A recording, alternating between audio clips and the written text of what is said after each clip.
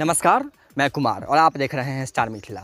CRS हुए 2 महीने से ज़्यादा हो चुकी है। इससे पहले इस रेलखंड पर किसी भी नेता का या किसी भी विधायक हो या सांसद हो, किसी का भी इस रेलखंड पर बयान नहीं आया था। मैं बात कर रहा हूँ अभी झंझारपुर दरभंगा सहरसा रेलखंड की। इस रेलखंड पर किसी का बयान नहीं आया था। आज पहली बार नीतीश मिश्रा जो विधायक हैं इस क्षेत्र के, उनके द्वारा पहली बार एक फेसबुक पोस्ट जारी किया गया है, जो अभी स्क्रीनशॉट आप के स्क्रीन पर दिख रहा होगा। और उसमें भी अगर आपको सही से इस फुटेज को पढ़ने में अगर दिक्कतें नहीं आ रही है, तो अगर आप इस चीज़ को पढ़िएगा तो ये चीज़ आपको समझ में आएगा जो आखिर लिखा क्या गया है इस रेलखंड के ऊपर।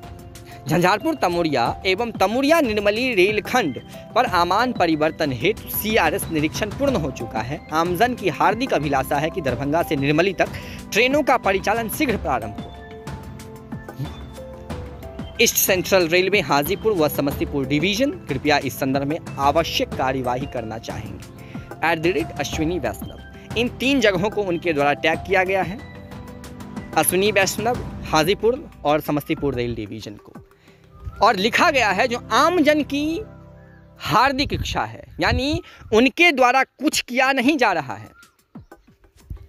अगर इस प्रकार से स्टेटमेंट लिखा जाएगा और अगर इस प्रकार से किसी से पूछा जाए तो अगला क्या रिस्पॉन्स करेगा आप सोच सकते हैं। ये विधायक हैं, एक प्रतिष्ठित पद पर हैं। इनको पूछना चाहिए ट्रेन क्यों नहीं चल रहा, लोगों को दिक्कतें हो रही है, लोगों के साथ समस्याएं हैं, इनको इस प्रकार से पूछना चाहिए। और ये पूछ किस प्रकार से रहे हैं आप देख सकते हैं।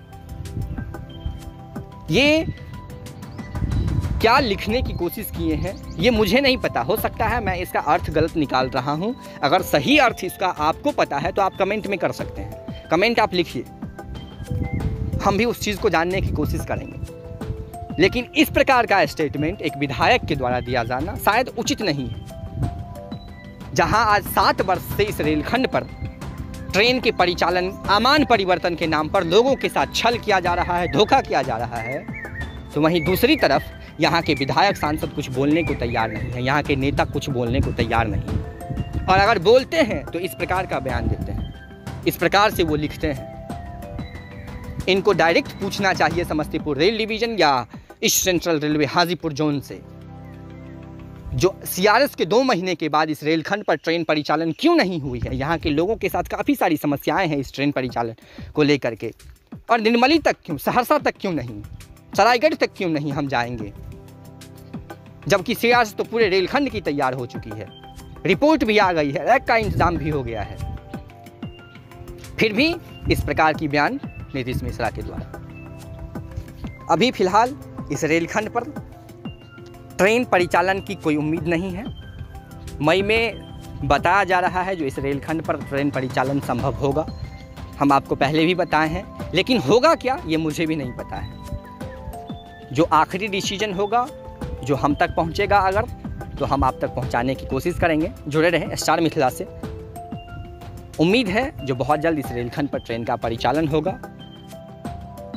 और अगर ट्रेन का परिचालन या उसमें किसी प्रकार की परिवर्तन होती है तो हम आप तक वीडियो या फिर वो संदेश पहुंचाने की ज़रूर कोशिश करेंगे। झंझारपुर से आगे दीप की ओर, तमुरिया की ओर रेल विद्युतीकरण का कार्य भी शुरू कर दिया गया है, जिसका वीडियो फुटेज हम एक दिन पहले लगाए हैं।